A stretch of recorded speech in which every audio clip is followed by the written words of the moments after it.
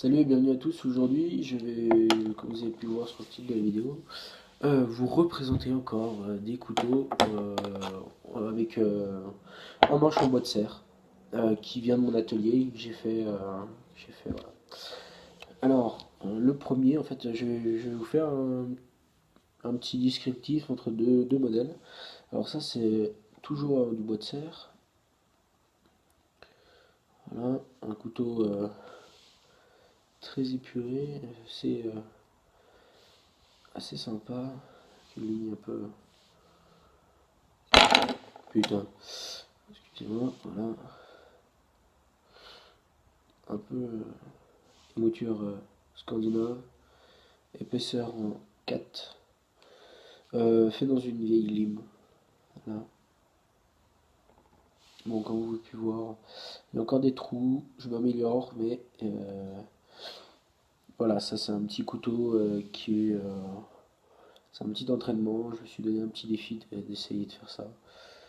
Euh, Comme vous pouvez voir, il n'y a pas de mitre. Les moutures scandinaves, ça coupe extrêmement bien. Non, j'ai pas de papier, je peux pas vous faire de test. Mais voilà. Bon, petite prise en main, voilà, faut pas avoir des grandes mains pour prendre le couteau. C'est vraiment un couteau, c'est un couteau médiéval, style médiéval. Plus un couteau qu'on va utiliser pour couper le saucisson et le fromage que pour commencer à couper des grosses bûches. Le deuxième, voilà, celui-là, déjà plus fini. Comme vous pouvez voir, il y a toujours des trous, mais déjà polymiroir.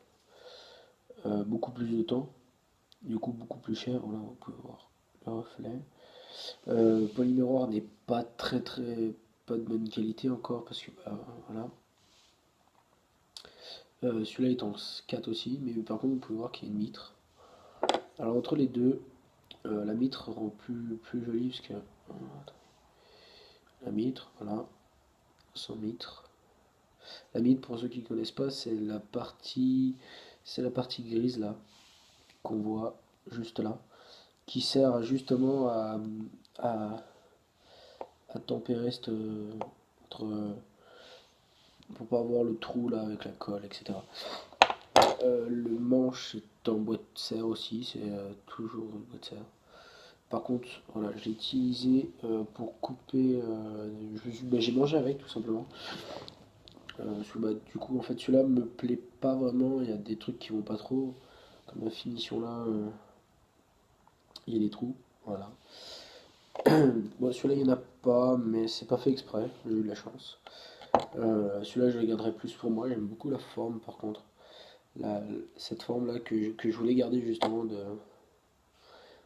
un peu vraiment très arrondi, vraiment médiéval en fait.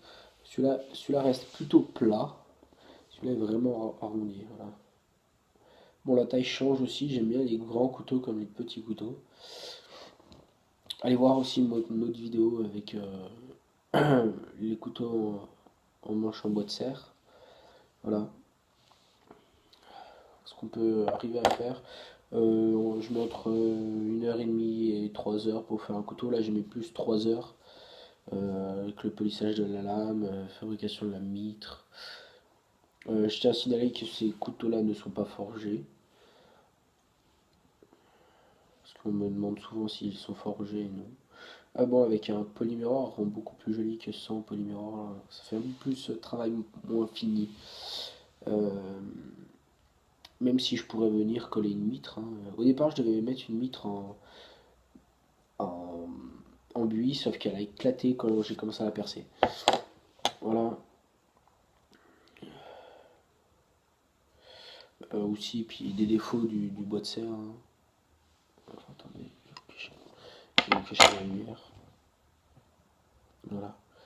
Comme le trou, là. Voilà, c'est un petit trou, en fait. On m'a donné le bois de serre et ils l'ont trouvé par terre. Moi, j'aime beaucoup ce couteau-là. J'ai pas vraiment fini parce que je vais le polir encore.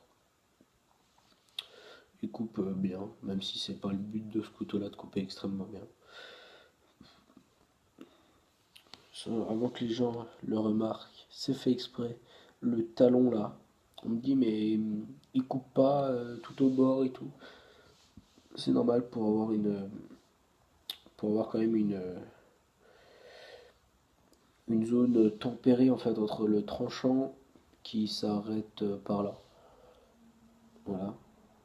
Et la lame pour éviter qu'on se coupe en fait directement. Imaginez, en fait sinon ça fait pas un grand manche. En fait on vient directement s'entailler le doigt.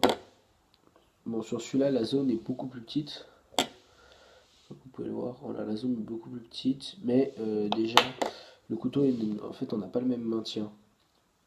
Celui-là on a tout de suite la main qui vient arrondir, du coup le doigt il va pas vraiment dessus, mais comme celui-là est assez plat, en fait, on a plus tendance à avoir, comme celui-là, comme le manche n'est pas très épais en bas, on a plus tendance à venir devant. Voilà, bon, je pense que vous allez en revoir des couteaux. Euh, Pendant une semaine là, je vais faire que ça. Par contre, les vidéos arriveront quand je viendrai à la maison, parce que là je suis pas à la maison, c'est pour ça que ça met un peu de temps. Euh, alors vous pouvez voir que le manche là n'est pas poli, et celui-là que oui. Je trouve qu'il n'y a pas une grande différence. Je pense en le ponçant correctement, on arriverait à faire quelque chose, mais ça brûle assez vite, la corne brûle très vite. Voilà, on est sur cette dernière image de ces deux couteaux en bois de serre qui viennent du même bois, si jamais. Voilà, et c'est le même acier. Je vous remercie de vous abonner, de regarder mes vidéos.